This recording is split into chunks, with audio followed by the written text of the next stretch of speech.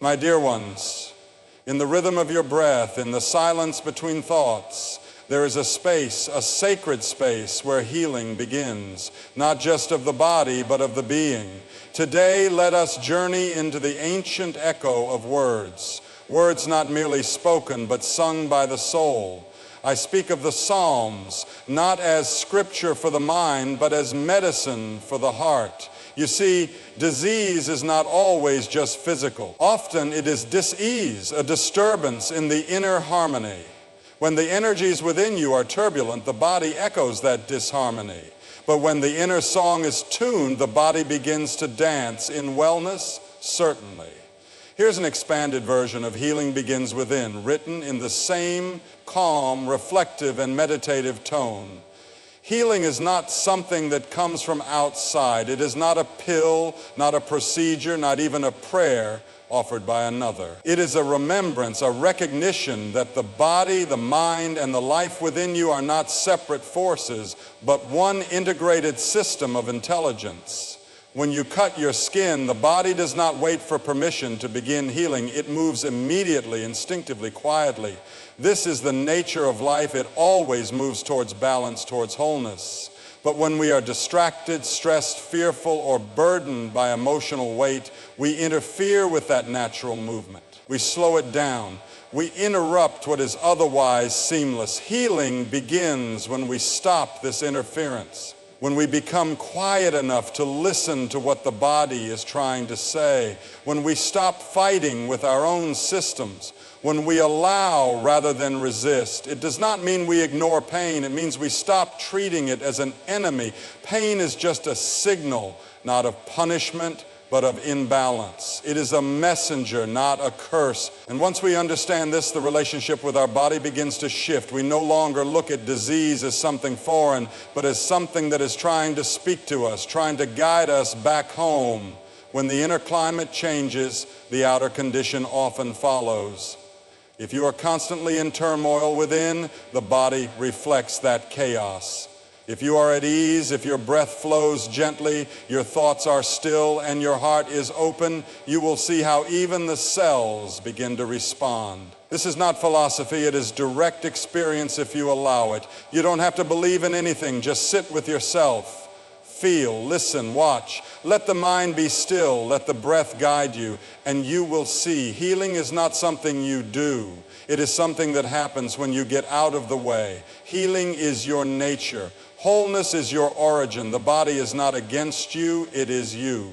So start there, not with fear, not with control, but with presence, with awareness, with a gentle whisper inward, I am ready to heal. And in that space, the healing begins, of course. Here's an expanded version of Psalms are not just words, keeping the same meditative, reflective, and spiritual tone. Psalms, to the casual eye, they may appear as verses on a page. Ancient poetry, lyrical expressions of longing, gratitude, or faith. But to one who sits in stillness and truly opens to them, Psalms are not just words, they are living vibration. Every syllable carries a frequency. Every line holds an echo of devotion. These are not just songs sung to the heavens. They are intimate calls from the soul to the source. When spoken with awareness, they do not just fill the air. They reshape the inner space. Words can cut or they can comfort. They can destroy or they can build. But sacred words, those born from silence, from surrender, from deep union with the divine, those words can transform. Psalms are like that, not written from intellect, but from inner experience. They carry centuries of human yearning, cries of despair, whispers of hope, shouts of joy. They are soaked in the emotional spectrum of existence, and when recited, not as routine, but with reverence, something subtle shifts. The body may be still, the mouth may be quietly moving, but inside energies begin to stir. Not because of what the words mean, but because of what they carry. There is a cadence to these psalms, a rhythm that goes beyond language. You may not even need to understand them fully. Your being understands. Your heart understands. Just as a chant does not require translation to bring peace, the Psalms are a form of invocation. They invoke a state of surrender, a state of receptivity, a state where healing, clarity, and peace are possible, not forced, but invited. If you approach them merely as scripture, they will remain bound to the page. But if you approach them as a doorway, as a sound that can open the self, then they become something else entirely. They become breath. They become stillness. They become medicine, not just words, but vessels of awakening. Certainly. Here's an expanded version of disease equals dis-ease in the same grounded, contemplative tone. We often think of disease as something that happens to us, an attack, an invasion, something foreign to the body. But if you pause and look closely, you will see that before disease ever settles into the physical form, it begins as a subtle unrest, a disturbance, a disconnection. The word itself reveals the truth. Disease, a lack of ease, a disruption in the natural harmony of life within you. When the mind is restless, when emotions are suppressed or overflowing without clarity, when we carry guilt, resentment, fear, or grief without giving them space to be seen, this unease begins to ripple through the system. Slowly, quietly. It shows up in our breath, in our posture, in our digestion, our sleep, our mood. These are the whispers, but we don't listen. We keep running, doing, performing, pretending, and the whispers turn into signals, then into symptoms, eventually into something we call a disease.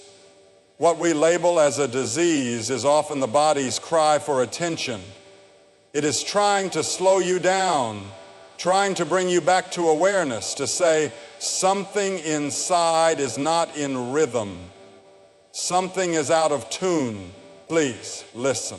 When we address only the surface, treating the symptom, removing the pain, numbing the sensation, we may find temporary relief, but the root remains untouched. True healing begins when we ask, why is there no ease within me? This ease is not a luxury, it is your natural state. Ease in the body, ease in the breath, ease in your thoughts and emotions. When you are at ease, your entire system functions in intelligence. The immune system strengthens, hormones balance, sleep deepens, energy flows without resistance. But if we continue to live in constant tension, chasing, fearing, fighting, then how can we expect the body to remain unaffected? The body is not separate from your experience. It reflects everything. So if there is disease, ask yourself gently, not what needs to be fixed, but what needs to be heard. What part of you is yearning for peace, for space, for softness? Ease is not laziness. It is not passivity. It is the deepest form of alignment, and when that is restored, you will see many diseases begin to fall away on their own. Healing, then, is not just about curing the body.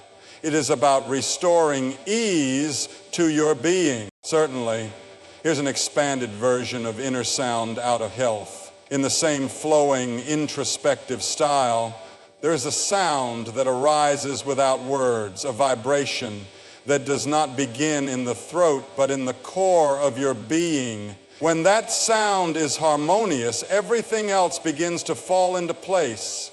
This is not poetic. This is real.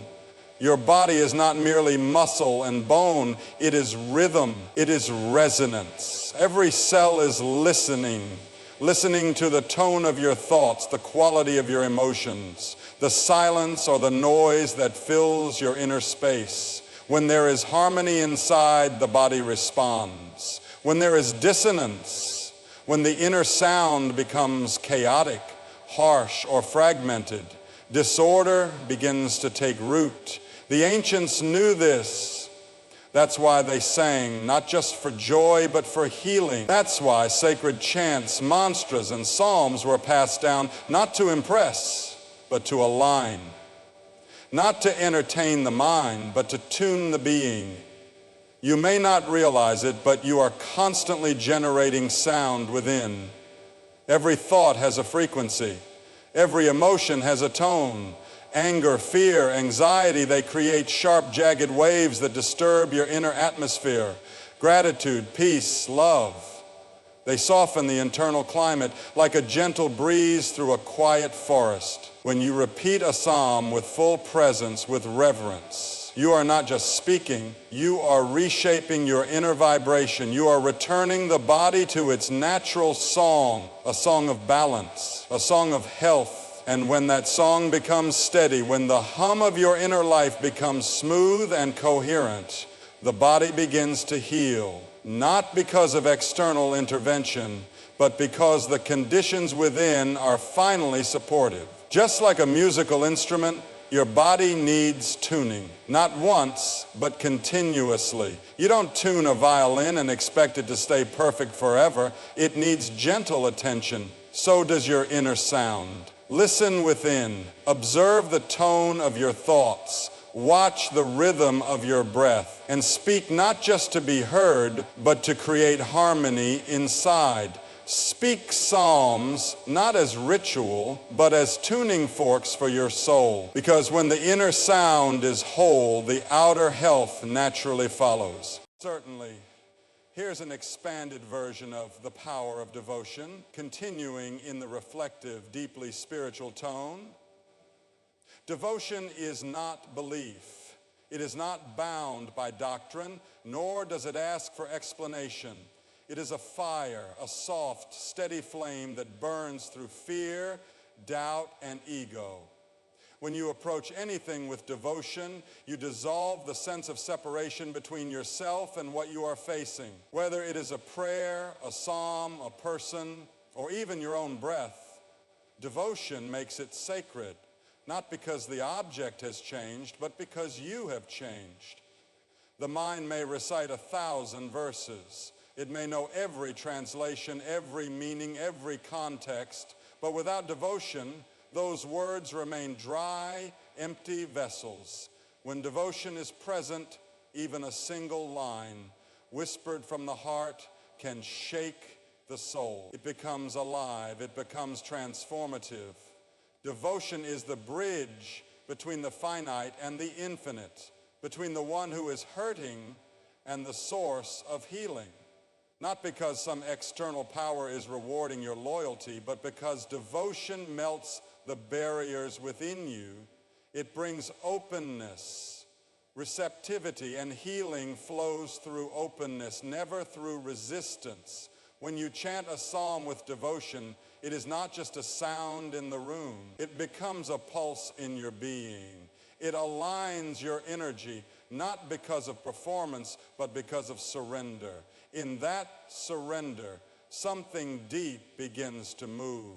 Not dramatically, not always instantly, but undeniably. Devotion is not weakness. It is not blind faith. It is the highest form of intelligence because it recognizes that what you seek is far greater than what the limited mind can grasp. And in that recognition, a soft humility arises. A willingness to bow, to open, to trust, whether you are healing from physical illness, emotional pain, or spiritual emptiness. Devotion is the medicine that touches what nothing else can reach. It touches the roots. It changes the soil of your inner life. And when the soil changes, new life begins to grow. So do not worry if you don't understand every word of the Psalms. Do not worry if your voice trembles or your thoughts wander. Come to them with devotion. Come as you are, open, willing, sincere. That is enough, more than enough.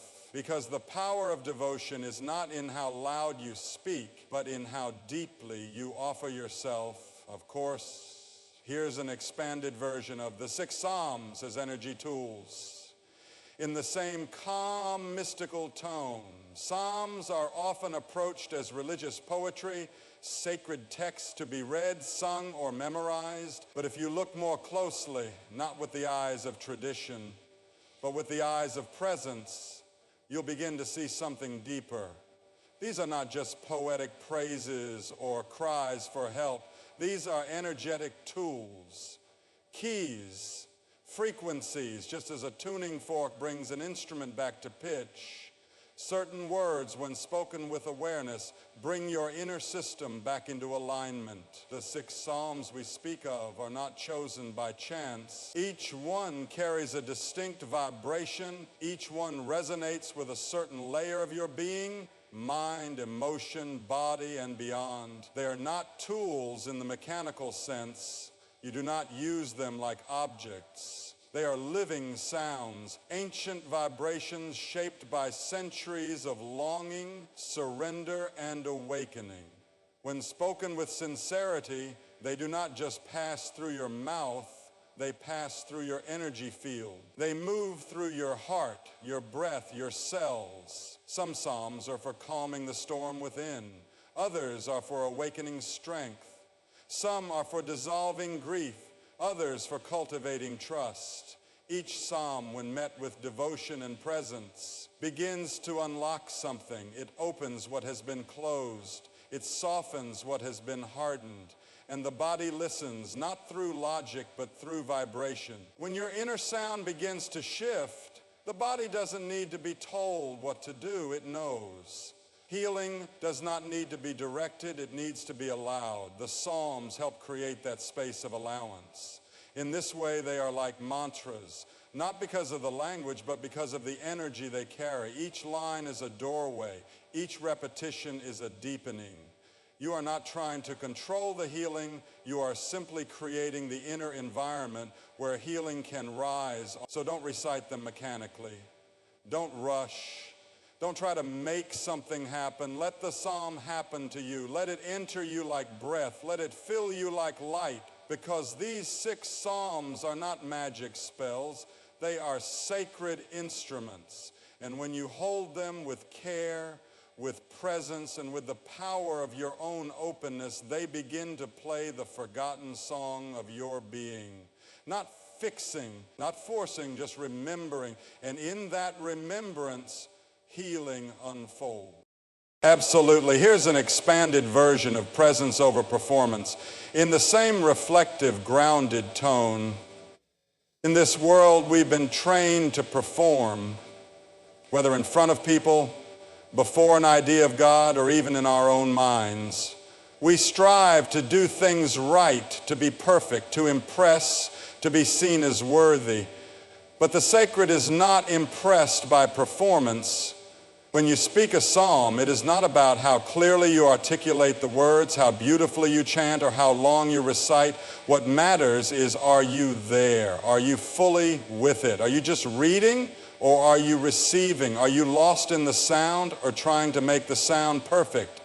The power of these sacred verses doesn't lie in the performance. It lies in the depth of your presence. Even a single line, uttered with genuine stillness, can move more than hours of polished recital. Because in that moment, the veil between your surface self and your true self becomes thin. When you are truly present, something shifts in the quality of your being. Your breath slows down. Your mind settles. The energy begins to flow naturally. In that moment, the psalm is not something you're reading. It becomes part of you.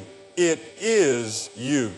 But if you are only performing, then it becomes a show, a ritual of habit. You may finish, but nothing really happens inside. The real transformation requires that you bring all of yourself into the moment. Your attention, your emotion, your breath, your silence. Presence doesn't mean effort. It means surrender. It means honesty. It means showing up as you are, without the mask, without the expectation, without the need to impress even the divine. You don't need to know the whole psalm by heart. You don't need to pronounce every word with precision. What is needed is sincerity. What is needed is your full, undivided being, however imperfect it may seem. Because healing, peace, transformation, they all begin in the now, not in a perfect version of you, not in a future achievement, but in the raw, tender presence of this very breath. So when you sit with a psalm, Let it be a meeting, not a performance. Let it be a return, not a display, because the divine is not watching how well you perform. The divine is waiting for you to show up fully, silently, truly, certainly. Here's an expanded version of healing is remembering in the same gentle, inward-looking tone. Healing is not something new that needs to be created. It is not a power that comes from outside injected into you by miracle or medicine. It is something ancient within you, something you were born with. It is not learned, it is remembered. You see, your body already knows how to heal. Every wound, every broken bone, every imbalance, it knows what to do. The intelligence within you is far greater than anything the mind can comprehend. But over time, in the noise of life, we forget how to be still, how to breathe fully, how to feel without judgment. We forget that we are not separate from the source, that the same force that makes the sun rise and the trees bloom is the one that breathes through us. Healing happens when we begin to remember this, not as a thought, but as a lived experience. This remembering begins in silence, in stillness, in the sacred repetition of a psalm, not just as words, but as echoes of something deep within you. You are not reaching out, you are reaching in. And what you touch in that space is wholeness. Disease may come, pain may arise, but beneath it all there is something untouched, something not broken, something eternally whole. Healing is not about chasing away what's wrong. It is about coming home to what has always been right. When you sit with a song, when you close your eyes and allow its vibration to move through you, you're not trying to become something better. You are dissolving what is false, the tension, the fear, the story of being incomplete. And what remains is remembrance. You remember ease, you remember peace, you remember the simplicity of just being. And in that, healing unfolds, not because you forced it, but because you finally stepped aside. The body responds to truth, the heart responds to love, the soul responds to presence. Healing is not a reward, it is your natural state waiting patiently for your return. So healing in its deepest form is not about changing yourself, it is about remembering yourself, certainly. Here's an expanded version of spiritual alignment reflects in the body in the same serene, contemplative tone. The body is not just flesh and blood. It is a mirror, a living reflection of your inner condition. Every thought, every emotion, every unresolved memory, these are not stored only in the mind. They ripple through the system. They settle into the tissues. They shape your posture, your breath, your heartbeat. When something is out of place spiritually, when your inner compass is confused, when you are disconnected from the source of your own being, it shows. Not always in loud, dramatic ways. Sometimes it begins quietly. A tightness in the chest, a restlessness in sleep, a tension in the gut. These are the body's whispers. Spiritual alignment is not a lofty state. It is not about becoming mystical or floating above the world. It simply means that what you think, feel, say, and do are in harmony. It means your life is not divided. It means you're living from your center, not from fear, not from ego, not from the need to be someone, but from the truth of who you are. And when that alignment happens, the body breathes easier, literally. The nervous system relaxes. The immune system becomes more intelligent. Digestion improves. Energy flows without obstruction. This is not magic. This is how life is designed. When you live against your own truth, suppressing what needs to be felt, pretending to be what you're not, chasing what doesn't nourish you, the body carries the cost. You can't lie to your soul without your body knowing. But when you come into alignment, even slowly, even in small ways, the body responds like dry soil receiving rain. It softens, it opens, it begins to regenerate. This is why spiritual practices are not just for the spirit. Whether it's prayer, meditation, chanting psalms, or sitting in silence, they bring your entire being into coherence. and coherence is healing. So when you're sick, ask yourself gently, where have I turned away from my truth? Where have I silenced my inner voice? Because often, the healing is not in the medicine, it is in the realignment. The psalm becomes powerful not because it fixes you, but because it helps you return back to center, back to presence, back to the root where body, mind, and spirit are not three things, but one. And when that union is felt, truly felt, healing is no longer a possibility, it becomes inevitable. Of course, here's an expanded version of use the Psalms to meditate, not escape, in the same grounded spiritual tone. In times of pain or uncertainty, we often reach for something to help us cope. A prayer, a verse, a psalm, and this is natural.